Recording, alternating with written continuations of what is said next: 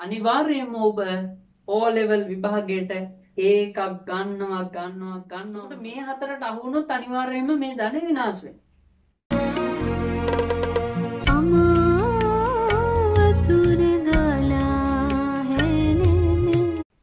තෙරුවන් සරණයි ආදරණීය දුවේ පුතේ ඔබ සෑම සියලුම දෙනාටම. ඉතින් ඔබ මේ සම්බන්ධ වී සිටින්නේ අමාවතුර YouTube TV නාලිකාව හරහා නිරන්තරයෙන්ම දැයේ දූ දරුවන් වෙනුවෙන් තිලින කරනු ලබන පාඩම් මාලාවේ තවත් එක් වටිනා පාඩමක් සමගින්.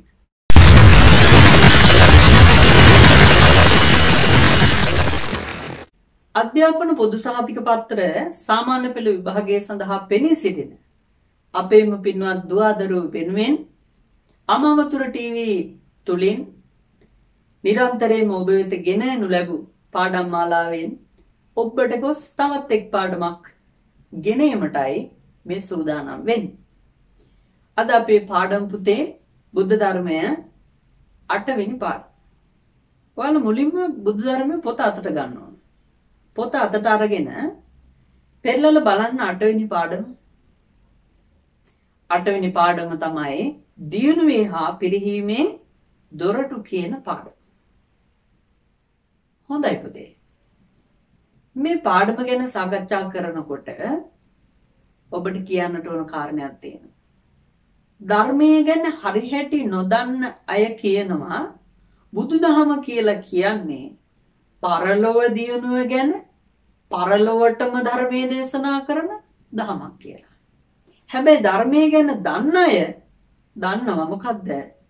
බුදුදහම කියලා කියන්නේ මෙලොව පරලොව කියන මේ දෙලොවම සැපවන්ත කරන්න, වාසනාවන්ත කරන්න, දියුණුව දකින්නට අනුශාසනා කරපු දහමක් කියලා ධර්මයේ ගැන හරියට අවබෝධයක් තියෙන අය හොඳින්ම දන්නවා. එහෙනම් බුදුරජාණන් වහන්සේ පරලොව ගැන හිතලා මෙලොව ජීවිතයත් දියුණුව පිණිස හේතු වන වටිනා දේශනාවන්, සූත්‍ර දේශනාවන් ගොඩක් දේශනා කරලා තියෙනවා. ඒ අතර මහා මංගල සූත්‍රය, පරාභව සූත්‍රය, ව්‍යග්ගපජ්ජ සූත්‍රය මේ සූත්‍ර දේශනාවන් මෙලොව දියුණුව පිණිස පරලොවත් ගැන හිතලා දේශනා කරපු දේශනා. එන ඔබ හිතන්න බුදුහාමුදුරු පරලොවට විතරක් නම් ධර්මයේ දේශනා කරේ. පරලොව දියුණුව ගැන හිතලා නම් දේශනා කරේ. ඔබ කල්පනා කරන්නට ඕන මෙලොව කාගේ හරි ජීවිතය අසාර්ථක නම් ඔහුගේ පරලොව දියුණුවක් ලැබෙනවද? මෙලොව ජීවිතය අසාර්ථක නම් පුතේ අනිවාර්යයෙන්ම ඔහුගේ පරලොව ජීවිතයද අනිවාර්යයෙන්ම අසාර්ථකයි. ඒක නිසා බුදුරජාණන් වහන්සේ හඳුන්වා දුන්න මේ බුද්ධ ධර්මයේ මෙලොව ජීවිතය ගැන පරලොව ජීවිතය ගැන මේ කියන දෙලොවම ගැන හිතලා ඒ දියුණුව වෙනුවෙන් බුදුහාඳුර අනුශාසනා කරලා තියෙනවා. පුතේ බුදුරජාණන් වහන්සේ දවසක් වැඩම කරනවා කෝලිය ගමකට. මේ කෝලිය ගමේ නම තමයි කක්කරපත්ත. මේ ගමට වැඩම කරාට පස්සේ බුදුහාඳුර ඉස්සරහට හම්බෙනවා තරුණේ. මේ තරුණයා ව්‍යග්ගපජ්ජ වංශිකේ. ව්‍යග්ගපජ්ජ වංශික තරුණේ. මේ තරුණයාගේ නම තමයි දීඝජාන. දීඝජාන ඇවිල්ලා බුදුරජාණන් වහන්සේට යම් ප්‍රකාශයක් කරනවා. ඒ ප්‍රකාශයෙන් පස්සේ බුදුරජාණන් වහන්සේ මෙලොව හිතසුව පිණිස හේතු වෙන කරුණු 4කුත් පරලොව දියුණුව පිණිස හේතු වෙන කරුණු 4කුත් දේශනා කරනවා. අපි එහෙනම් බලමු දීඝජානු කියන මේ තරුණයා බුදුරජාණන් වහන්සේට කරපු ප්‍රකාශය මොකක්ද කියලා. ස්වාමීනි, අපි පස්කම්සු අනුභව කරමින් අමුදරුවන් නිසා වන කරදර සහිතව ගිහි ගෙදර වාසය කරමු. කසී රට සුවඳ සඳුන් පරිභෝග කරමු. මල්ගඳ විලවුන් භාවිත කරමු. රන් රිදී මසු කහවණු ඉවසමු. ස්වාමීනි, මෙසේ ජීවත් වන අපට මෙලොව හිතසුව පිණිස උපකාර වන්නා වූ ධර්මයක් දේශනා කරන සේක්වා. මෙන්න මේ විදියට පුතේ අර තරුණයා බුදුරජාණන් වහන්සේට කිව්වට පස්සේ බුදුරජාණන් වහන්සේ මේ තරුණයාට දේශනා කරනවා මෙලොව ජීවිතය දියුණුව පිණිස හේතු වන කාරණා 4ක්. ඒ වගේම පරලොව දියුණුවට හේතු වන කාරණා 4කුත් දේශනා කරනවා. ඒකෙදී බුදුරජාණන් වහන්සේ මෙලොව ජීවිතයට දියුණුව පිණිස හේතු වෙන කාරණා 4 අපි දැන් කතා කරමු. පළවෙනි එක තමයි උට්ටාන සම්පදා. දෙවෙනි එක ආරක්ක සම්පදා. තුන්වෙනි එක කල්යාණ මිත්‍රතා. හතරවෙනි එක සමජීවි කතා. මතක තියාගන්න ඕනේ මේ පුතේ. මේවා අනිවාර්යයෙන්ම විභාගයට අහනවා. ඔබගෙන් ප්‍රශ්නයක් ඇහුවොත් මෙලොව හිතසුව පිණිස හේතු වන කාරණා 4ක් ලියන්න කියලා. ඔබ මේ කටපාඩම් කරලා තියාගන්නටම වෙනවා. එහෙනම් පුතේ මෙලොව ජීවිතයේ හිතසුව පිණිස හේතු වන කාරණා 4 පළවෙනි එක අපි සාකච්ඡා කරමු. පළවෙනි එක තමයි උට්ටාන සම්පදා. මේ උට්ටාන සම්පදා කියන කාරණේ ඇතුළේ ගොඩක් කාරණා තියෙනවා. අපි උත්සාහවන්ත වෙන්න ඕනි යම් කිසි කාර්යයක් සිද්ධ කරනකොට.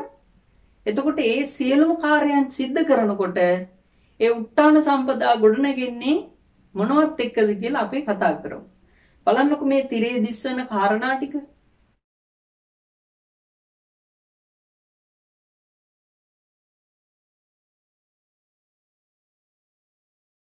එතකොට පුතේ අපේ මේ දියුණුව ගොඩනගා ගන්නට ඕන ධාර්මිකව කියලා දේශනා කරන්නේ.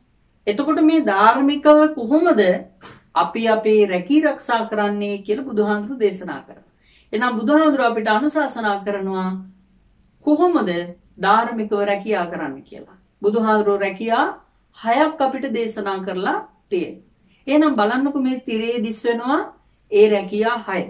මොනවද කියලා බලන්න මේ පිළිවෙලට ඔයාලා කටපාඩම් කරලා අනිවාර්යයෙන්ම මතකයේ තියාගන්නට ඕන. බලන්න මේ තිරේ දිස් වෙන විදිහට.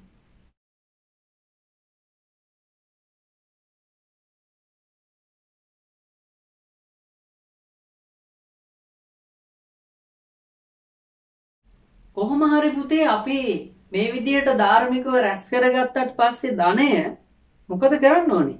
අපි ධනය ඕන හැටියකට විනාශ වෙන්න ඉඩ දෙනවද? නැහැ. ඒක අපේ මෙලෝ ජීවිතය සාර්ථක වෙන්න දියුණුව පිණිස හේතු වෙන්නේ නැහැ.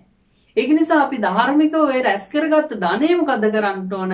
මේ ධනය අපි පුතේ ආරක්ෂා කරගන්න ඕන. එහෙනම් ආරක්ෂා කරගන්නට ඕන ක්‍රම 4ක් බුදුහාඳුරු පැහැදිලි කරලා තියෙනවා. එතකොට මේ 4ට අහු වුණොත් අනිවාර්යයෙන්ම මේ ධනෙ විනාශ වෙනවා.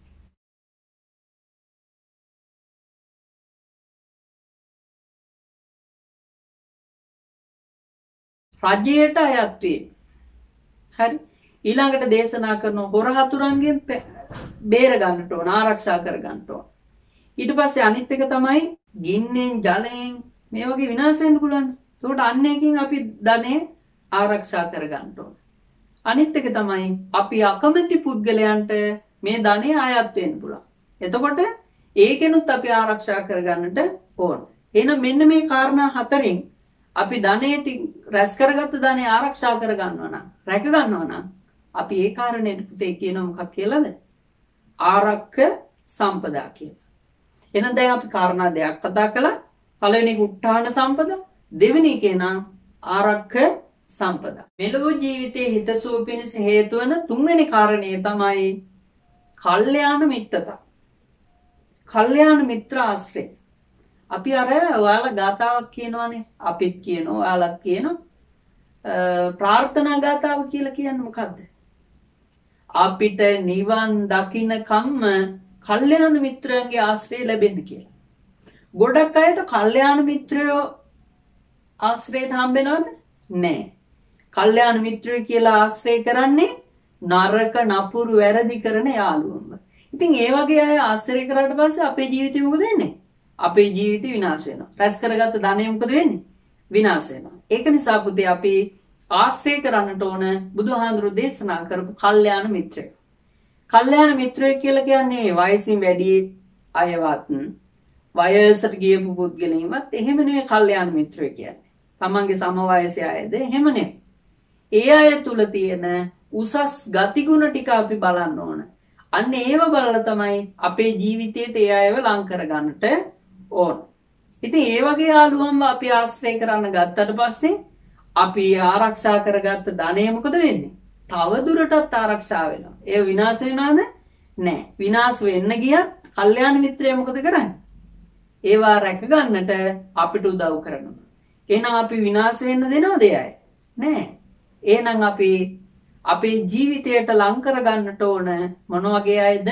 කල්යාණ මිත්‍රයෝ. ඒ ආශ්‍රය තුලින් මොකද වෙන්නේ?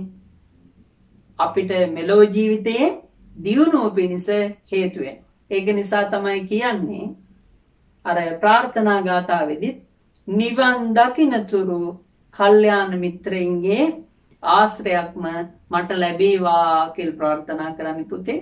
ඕක නිසා. එයි අසත්පුරුෂයෝ යාළුව හම්බුනොත් අපේ ජීවිතේට අපේ ජීවිතේ සම්පූර්ණයෙන්ම විනාශ වෙනවා. ඒ නිසා අපේ ජීවිතය ආරක්ෂා වෙන්නට නම් සුරක්ෂිත වෙන්නට නම් අපි ආශ්‍රය කරන්නට ඕනේ යාළුවෝ තමයි බුදුහාඳුරෝ දේශනා කරේ කල්යාණ මිත්‍රය. එනම් ඔබ උත්සාහ කරන්න කල්යාණ මිත්‍රයෝම ආශ්‍රය කරන්න. නරක යාළුවෝ ආශ්‍රයයට ගන්නම එපා. ඔබේ ජීවිතේ විනාශයි. ඔබව නැති කරලම දානවා මේ වගේ යාළුවෝ. ඒ නිසා යාළුව ළඟට ගන්න එපා, කිට්ටු කර ගන්න එපා. පුළුවන් තරම් යාළුව ආශ්‍රයෙන් ඈත් කරලා තියන්නට උත්සාහ කරන්න. එහෙනම් ආශ්‍රය කරන්න ඕන කල්යාණ මිත්‍රයෝ. පුතේ පුද්ගලයාගේ මෙලොව ජීවිතයේ හිතසුව පිණිස හේතු වන අවසාන 4 වෙනි කාරණය තමයි සමජීවිකතා කියලා කියන්නේ. ඒ කියන්නේ අයවැය සමව පවත්වා ගැනීම. අපිට ලැබෙන ප්‍රමාණයට අනුව තමයි අපි වියදම් කිරීම තීරණය කරන්නේ. අපි ලැබෙන ප්‍රමාණයට වඩා වැඩිපුර වියදම් කරන්න ගත්තොත් එහෙම වුණොත් අපිට ණය වෙන්නට සිද්ධ වෙනවා නේ. හැබැයි ණය වුණාට පස්සේ මොකද වෙන්නේ? ඒව ගෙවා ගන්න විදියක් නැහැ. ණය ගත්ත අය එයාලා අපේ පස්සෙන් එන්න ගන්නවා. ඒක මානසික වදයක් අපිට. ඒක නිසා බුදුහාමුදුරු මතක් කරනවා අපිට ලැබෙන ප්‍රමාණයට අනුව තමයි අපි වියදම් තීරණය කරන්නට ඕන කියලා. දැන් අර කවුරු හරි ණය නැතුව ජීවත් වෙනවා නම් ඒක බුදුහාමුදුරු සැපයක් හැටියට දේශනා කරනවා. ඒ සැපේ අන්න සුඛයේ විදිහට දේශනා කරනවා. අනන සුඛය ණය නැතුව කාට හරි ජීවත් වෙන්න පුළුවන් නම් අනන සුඛය කියලා කියනවා ඒකට. ඒක සැපයක්. ණය නැතුව ජීවත් වෙන එකත් සැපයක්. ඒක නිසා මෙතනදී මෙලොව ජීවිතයේ හිතසුව පිණිස හේතු වන 4 වෙනි කාරණය ඔබ මතක තියාගන්න. අයවැය සමව පවත්වා ගැනීම. ලැබෙන ප්‍රමාණයට අනුවයි ඔබ වියදම් කරන්නේ. ඊට වඩා වියදම් කරොත් ඔබේ ජීවිතයේ හිතසුව පිණිස හේතු වෙන්නේ නැහැ. ඔබේ ජීවිතයේ පරිහානියමයි සිද්ධ වෙන්නේ. ඒක නිසා ඔබ ලැබෙන ප්‍රමාණයට අනුව වියදම් කිරීම සිද්ධ කරන්නට ඕන. ඒක ඔබේ මෙලොව ජීවිතයේ හිතසුව පිණිස දියුණුව පිණිස හේතු වෙනවා කියලා බුදුහාඳුරෝ මතක් කරනවා, දේශනා කරනවා. අයවැය සමව පවත්වාගෙන යන්නේ නැති කෙනා බුදුහාඳුරෝ උපමා කරලා තියෙන්නේ ගස හොලවලා දියුල් කඩන මිනිස්සෙකුට. නැත්තම් අත්තික්කා කියලා කියනවා. ගහට නැගලා ගහ හොලවලා දියුල් කඩුවාම මොකද වෙන්නේ? මලුත් වැටෙනවා. ගෙඩිත් වැටෙනවා. ගැට පොඩි ඒවත් වැටෙනවා. ඉදිච්ච ඒවත් වැටෙනවා. ඕකෙන් අවශ්‍ය මොකද්ද? ඉදිච්ච ඒවානේ. එතකොට අර ඉදිච්ච ඒවා ගන්නට එයා මලුත් වට්ටනවා, ගැටත් වට්ටනවා, සාමාන්‍ය ගෙඩිත් වට්ටනවා. එතකොට ලොකු අපරාධයක් එයා සිද්ධ කරනවා. අයවැය සමව පවත්වන්නේ නැති කෙනා උපමා කරලා දක්වලා තියෙන ගහ හොලවල දියුල් කඩන මිනිස්සෙකුට. ඒක නිසා ඔබ එහෙම කෙනෙක් වෙන්නට එපා. අදාළ දේ විතරක් ඔබ කරන්න. ගහ ළඟට ගිහලා ගෙඩියක් කඩාගෙන කෑවහම ඒක අදාළ දේ වුණා වෙනවා. හැබැයි ගහ හෙලුවට පස්සේ අවශ්‍ය දේ අනවශ්‍ය දේ කොහොම බිමට වැටෙනවා. ඒ නිසා ඔබ තේරුම් ගන්න අයවැය සමව පවත්වාගෙන යාම සිද්ධ කරන්නට ඕන. ඒ තුලින් මොකද වෙන්නේ? අපේ ජීවිතය සාර්ථක කරගන්නට පුළුවන් වෙනවා. මෙලොව හිතසුව පිණිස ඒක හේතු වෙනවා. ඒ වගේම තමයි පුතේ මම ඔබට කලින් මතක් කරා බුදුහාඳුරෝ පරලෝක ගැන හිතලා මෙලොව ජීවිතයත් ගැන හිතලා ගොඩක් සූත්‍ර දේශනා කරලා තියෙනවා කියලා. ඒකේ එක සූත්‍රයක් තමයි මහා මංගල සූත්‍රය කියලා කියන්නේ. ඒකේ සම්පූර්ණයෙන්ම තියෙන්නේ මංගල කරුණු. ඒ කියන්නේ පුද්ගලයාගේ මෙලෝ පරලෝ හිතසුව පිණිස හේතු වන කාරණා 38ක් බුදුහාඳුර දේශනා කරලා තියෙනවා.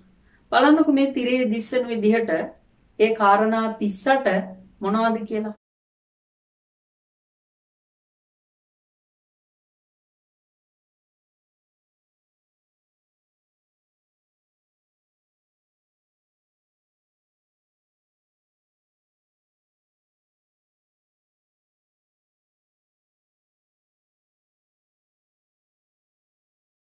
ඔන්න ඔය කරුණු 38 පුතේ ඔයාලා හොඳින් කටපාඩම් කරලා තියාගත්තොත් ඔයාලට විභාගයට සාර්ථකව මුහුණ දීමේ හැකියාව තියෙනවා. කොහෙන් ඇහුවත් ඔයාලට පුළුවන්කම තියෙන්න ඕන.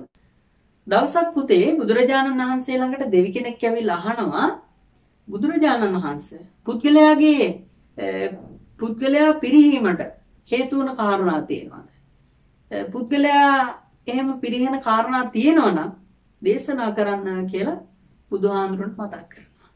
බුදුරජාණන් වහන්සේ අර දෙවියෙක් අහපු ප්‍රශ්නෙට බුදුහාඳුරු පිළිතුරු විදිහට තමයි පරාභව කියන සූත්‍රය දේශනා කරේ. ඔබට කලින් මතක් කරා මම පුද්ගලයාගේ මෙලොව පරලොව දෙලොව ගැන හිතලා බුදුහාඳුරු දේශනා කරපු සූත්‍ර දේශනා තුනක් පරාභව සූත්‍රය, මහා මංගල සූත්‍රය සහ ව්‍යග්ගපජ්ජ සූත්‍රය කියන කාරණා සූත්‍ර තුන. එතකොට ඒකෙදි දැන් බුදුහාඳුරු මෙතන දේශනා කරන්නේ පරාභව සූත්‍රය. මේකේ ගාථා 12ක් ඇතුළත් වෙනවා. මේ ගාථා 12ම කියන්නේ පුද්ගලයාගේ පරිහානියට පත්වෙන කාරණා කීපයක්. අපි එහෙනම් බලමු මේ පරිහානියට පත්වෙන කාරණා මොනවද කියලා. බලන්නකෝ මේ තිරේ දිස්වෙන කාරණා මොනවද කියලා.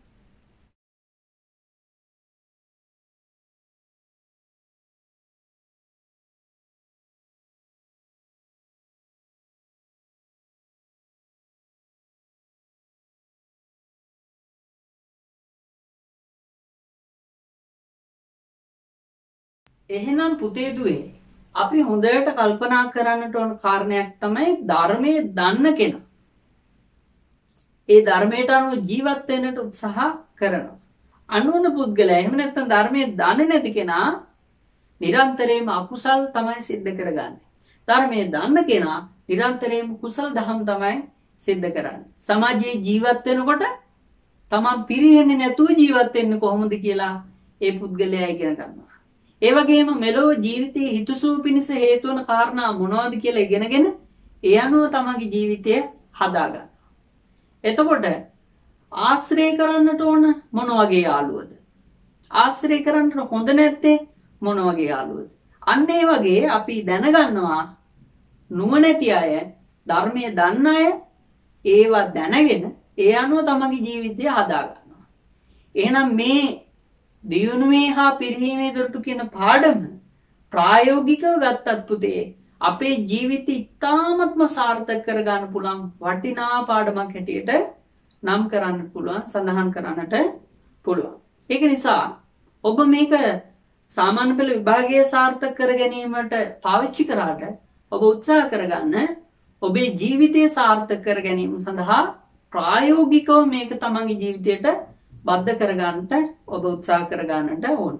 ඒක නිසා අපි මේ කියලා දෙන පාඩම් සාමාන්‍ය පෙළ විභාගයට විතරක් නෙවෙයි. වැඩිහිටියන්ටත් මේක හරියම වටිනවා. සාමාන්‍ය දරුවන්ටත් මේක වැදගත් වෙනවා. ඒක නිසා ඔබ හැමදාම අපේ නාලිකාවත් එක්ක එකතු වෙලා ඉඳගෙන මේ පාඩම් ඉගෙන ගන්න. තමන්ගේ ප්‍රායෝගික ජීවිතය සාර්ථක කරගන්න කොහොමද කියලා මේ අනුව ඔබට යම් වැටහීමක් ඇති වෙයි කියලා අපි දන්න නිසා ඔබට මේ මතක් කිරීම සිද්ධ කරන්න.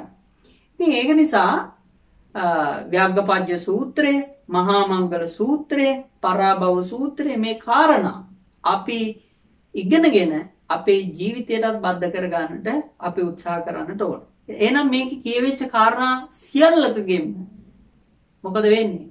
මෙලොවත් පරලොවත් දෙලොවම ජීවිතය දියුණුව පිණිස හේතු වෙනවා.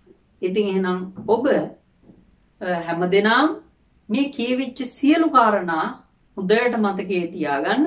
මං හිතනවා මේ පාඩම තුළින් ඔබ බොහෝ කාරණා ඉගෙන ගත්තා. නොදන්නා දේ දැනගත්තා. ඇතැම් අය දන්නා දේ තව තව වඩා වර්ධනය කරගත්තා කියලා මම හිතනවා. එතකොට මේ පාඩම තුලින් ශිෂ්‍ය ජීවිතයේ යම් යම් පෞරුෂ හීනතා ඇති වුණා නම් ඒ හීනතා ප්‍රබලතා බවට පත් කරගන්නට මේ කාරණා හේතු වෙනවා. එතකොට ඔබ මේවා හොඳට දැනගෙන අනිවාර්යයෙන් විභාගයට මුහුණ දෙන්නට උත්සාහ කරන්නට ඕන. යම් කෙනෙක්ගේ පෞරුෂයේ හීනත්වයක් තිබ්බනම් මේ පරාභව සූත්‍රය තුලින්, ඒ වගේ මහා මංගල සූත්‍රය තුලින්, ව්‍යග්ගපජ්ජ සූත්‍රය තුලින් ඒ පෞරුෂය ප්‍රබලත්වයට ගන්නට පුළුවන් වෙනවා. ඉතින් ඒක නිසා මේ වගේ කාරණා ඔබ දැනගත්තට පස්සේ ඔබට මේ විභාගය කියන්නේ හරියම ලේසි දෙයක්. විභාගයට ඔබ සූදානම් වෙන්න, හොඳින් මුහුණ දෙන්න. අනිවාර්යයෙන්ම ඔබ O level විභාගයට ඒකක් ගන්නවම තමයි. ඒක හරියම ලේසි කාරණයක්. මෙන්න මේ ටික ඔබ ඔළුවට දාගත්තොත්, මතක තියාගත්තොත්. දැන් එහෙනම් පුතේ අදට නියමිත පාඩම අපි මෙතනින් අවසන් කරනවා.